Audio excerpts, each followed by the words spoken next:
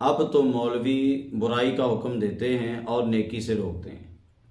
پھر جناب اعتراض ہوتا ہے کہ احمدیوں کی مسجدیں کون گراتا ہے؟ پھر اعتراض ہوتا ہے کہ احمدی کو اللہ کی عبادت سے کون روکتا ہے؟ یہ اعتراض کسی قادیانی یا کسی قادیانی نواز نے ہمارے اس ویڈیو کلپ کے نیچے کیے جو ہم نے پچھلی مرتبہ اپلوڈ کیا تھا، جس کا عنوان یہ تھا کہ مرزا غلام قادیانی چوری کیسے کرتا ہے۔ ہم نے تو یہ ثابت کیا تھا کہ مرزا غلام قادیانی چوری کیسے کرتا ہے۔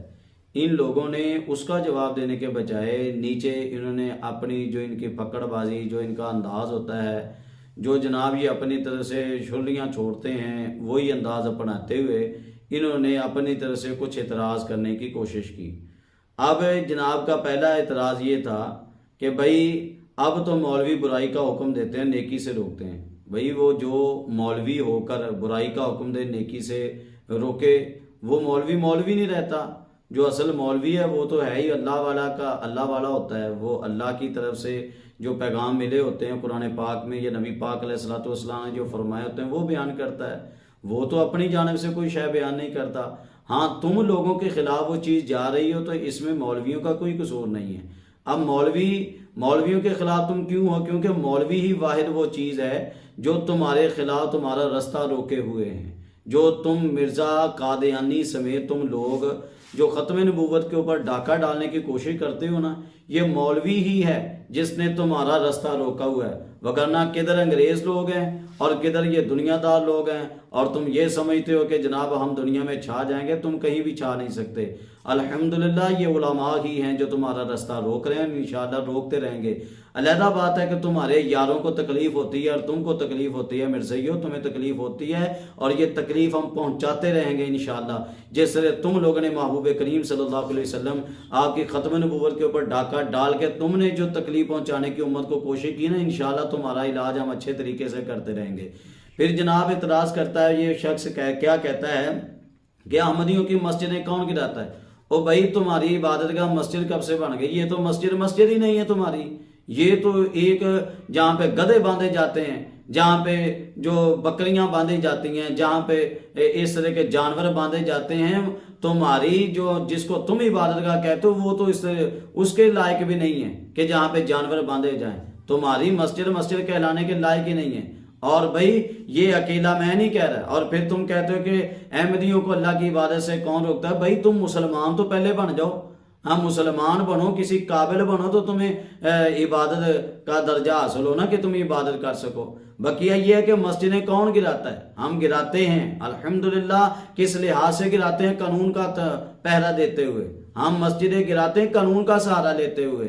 قانون کے بغیر ہم نہیں چلتے، اور ہمارا ملک کا قانون بنا ہوا ہے کہ تم مسجد نہیں بنا سکتے، تم مینار نہیں بنا سکتے۔ ہمارے قانون کے مطابق تم مسلمانوں کی طرح اپنے شعار واضح نہیں کر سکتے، جبکہ تم نے کیا کیا ہوا؟ قرآن نام لیتے ہمارے والا، اور تم وحیاں پڑھتے ہو، استغفر اللہ معاذ اللہ، مرزا غلام قادیانی کی نام رکھتے ہو تم مسجدیں، اور وہاں پہ جناب ڈاکہ ڈالتے ہو نبی پاک علیہ الصلوۃ والسلام کی ختم نبوت کے اوپر۔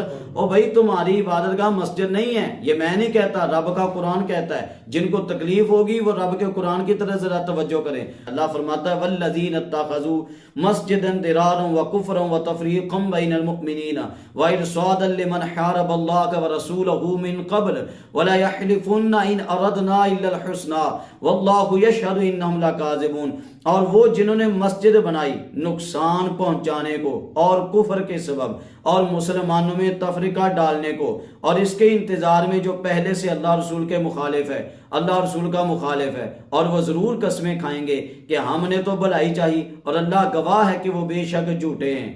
اس مسجد میں تم کبھی کھڑے نہ ہونا، بے شک وہ مسجد کہ پہلے ہی دن سے جس کی بنیاد پرہیزگاری پر رکھی گئی ہے وہ اس قابل ہے کہ تم اس میں کھڑے ہو۔ اس میں وہ لوگ ہیں جو خوب ستھرا ہونا چاہتے ہیں اور ستھرے اللہ کو پیارے ہیں۔ یہ آپ ذرا آنکھیں کھولیے اور 11ویں پارے کے اندر آیت نمبر 107 اور 108 کا مطالعہ کیجئے، اس کی تفسیر پڑھیے۔ یہاں پہ دو طرح کی مسجدوں کا تذکرہ ہوا، ایک مسجد قباء جس کو نبی پاک علیہ الصلوۃ والسلام کے عاشقوں نے بنایا، اور ایک مسجد ضرار جس کو منافقوں بے ایمانوں نے بنایا۔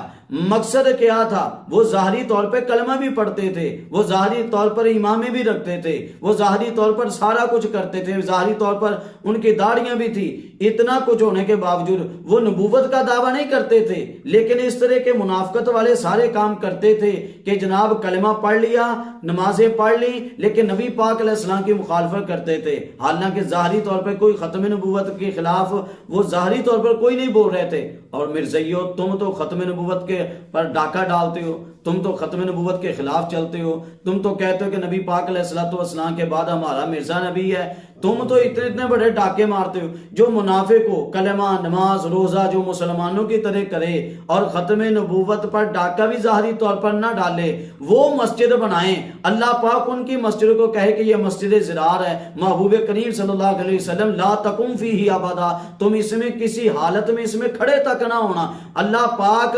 اجازت ہی نہیں دے رہا۔ اور بلکہ محبوب کریم صلی اللہ علیہ وسلم آپ کی بارگاہ میں جب ان منافقوں بے ایمانوں نے کہا کہ آپ آتے ہوئے جی غزوہ تبوک سے واپس آتے ہو، آپ ہماری مسجد میں نماز پڑھیں، نبی پاک علیہ السلام نے کیا کیا تھا؟ اس کو ڈھا دیا تھا، اس کو مٹا دیا تھا، اس مسجد کو جو انہوں نے بنائی تھی، اور اس کو آگ لگا دی تھی۔ یہ میں نہیں کہہ رہا، یہ نبی پاک علیہ السلام کی احادیث آپ پڑھ کے دیکھیں، قرآن پڑھ کے دیکھیں۔ تم کہتے ہو کہ ان کے ساتھ تم یوں ظلم کرتے ہو، یہ اچھا پھر یہ قرآن ظلم بیان کر رہے ہیں؟ نبی پاک علیہ السلام نے جو کیا وہ ظلم نبی پاک علیہ السلام نے بیان کیا۔ ہاں، ہم یہ کہتے ہیں کہ ہم قانون کے سہارے تمہاری عبادت گاہوں کو نہیں ہم رہنے دیں گے انشاءاللہ۔ اور ہمارے مسلمان جب تک جاگتے ہیں، ہمارے غیرت مند لوگ جب تک جیتے جاگتے ہیں، سنی علماء جب تک موجود ہیں، اہل سنت علماء جب تک ختم نبوت کے اوپر پہرا دے رہے ہیں، انشاءاللہ یہ دیتے رہیں گے، تب تک انشاءاللہ تمہاری اسرے نہیں چلے گی، تمہارا انشاءاللہ یہ کام ہم چلنے نہیں دیں گے۔ تم کہتے ہو کہ مرزائیوں کو اللہ کی عبادت سے تم کیوں روکتے ہو؟ او بھائی، تم پہلے کلمہ تو پڑھ لو، پہلے مسلمان تو ہو جاؤ، پہلے اپنی حالت کو تو دیکھو۔ عبادت کرنے کے لیے پہلے مسلمان ہونا شرط ہے، اللہ کو ماننا شرط ہے، نبی پاک کو ماننا شرط ہے۔ تم نے تو اللہ کے خلاف مرزا کو نکال لیا ہوا ہے، تم نے تو نبی پاک کے خلاف اپنے مرزا کو نکال لیا ہوا ہے، تو تم عبادت کس کی کرتے ہو بھائی؟ تم عبادت کس کی کرتے ہو؟ کلمہ کس کا پڑھتے ہو؟ کلمہ تو تم اپنے مرزا قادیانی کا پڑھتے ہو۔ تم تو لا الہ الا اللہ محمد رسول اللہ بول کر وہاں محمد سے مراد بھی اپنا مرزا کانا مراد لیتے ہو، مرزا غلام قادیانی مراد لیتے ہو۔ تم کون سی عبادت کی بات کرتے ہو؟ ہاں، صرف تم عبادت کرتے ہو شیطان کی کرتے ہو، طاغوت کی کرتے ہو، اپنے بے ایمان مرزا کانے کی کرتے ہو۔ تمہارے اندر اللہ کی عبادت کا کوئی عنصر ہی نہیں ہے، کیونکہ تم مسلمان ہی نہیں ہو، تم صحیح انسان ہی نہیں ہو، تم انسان کہلانے کے لائق بھی نہیں ہو۔ اور قرآن پاک نے تمہارے جیسے لوگوں کے بارے میں کہا کہ تمہارے جیسے لوگ یہ جانوروں سے بھی بدتر ہیں، کہ جن کو حق ہونے کے باوجود حق کو چھوڑ کر جناب باطل کی طرف چل پڑیں۔ یہی تمہاری حالت ہے کہ تم جناب مرزا غلام قادیانی کو تو سارا کچھ مانتے ہو، لیکن نبی پاک علیہ الصلوۃ والسلام کے تم خلاف چلتے ہو۔